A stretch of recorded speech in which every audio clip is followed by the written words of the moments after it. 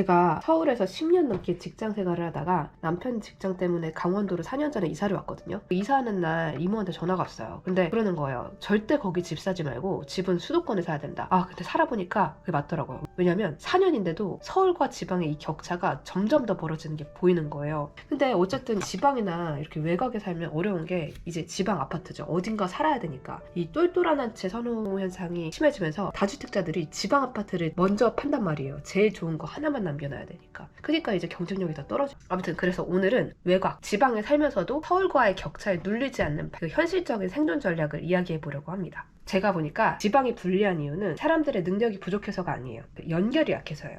팀 마셜의 지리의 힘이라는 책을 보면요, 이런 말이 나와요. 아프리카에는 큰 강들이 많지만 주로 폭포여서 서로 연결되지 않는다. 그래서 각 지역은 고립된다. 반면 유럽은 라인강, 다뉴브강 등이 평지에서 서로 연결되면서 시스템의 발전을 부추겼다. 그래서 이 지방에 살면 어떻게든 연결을 하려는 전략이 필요하거든요. 근데 요즘에는 오히려 그게 쉬워졌어요. 저희 동네만 해도요, 위치가 정말 구석진 곳인데 사람들이 아침 8시부터 줄 서는 디저트 가게가 있어요. 그러니까 보니까 사장님이 인스타로 홍보를 엄청 잘하셨더라고요. 인터넷으로 지리적 한계를 극복한 거죠. 이 충주맨도 지방 소도시의 지리적 한계를 유튜브로 극복했잖아요. 지리의 힘에 이런 말이 나와요. 우리의 선택들은 늘 우리를 제약하는 강, 산, 바다에 어느 정도 결정된다. 하지만 현대 기술이 우리를 이 지리라는 감옥에서 탈출시켜준 사례들도 있다. 그래서 보니까 지방이나 외곽에 살수록 유튜브, SNS가 필수예요. 연결돼야 돼. 그래야 다 극복할 수 있잖아요. 둘째는 이 지방살이를 할 때 가장 조심해야 할 것이 뭐냐면 이 시야가 좁아지는 거예요. 이 수도권에 살면은 내가 원하든 원하지 않든 옆 동네, 나보다 앞선 사람들, 올라가는 집값 이런 거에 노출이 된단 말이에요. 이게 스트레스면서도 강제 자극 이에요. 근데 지방은 그게 좀 한정될 때가 있어요. 그래서 정신을 바짝 차리고 있어야 돼요. 이게 나쁘다는 게 아니라 보면은 직업군도 뭐 공무원, 뭐 군인, 아니면 공기업, 자영업, 그 젊은 분들에게 이렇게 안주하게 되는 게 약간 리스크가 될 수 있다고 봐요. 그러니까 여기서 이 정도면 잘 사는 거지, 이런 거. 실제로 정약용 선생님이 전남 강진에서 18년 동안 유배 생활을 하면서 그 두 아들에게 보낸 편지에 이런 말이 나와요. 내가 지금은 죄인이 되어 너희를 시골에 숨어 살게 했지만 절대로 서울 사대문 밖 면리 안에 벗어나지 말아라. 서울 한복판으로 들어갈 수 없다면 적어도 서울 근처에 살며 세상의 흐름을 엿보아야 한다.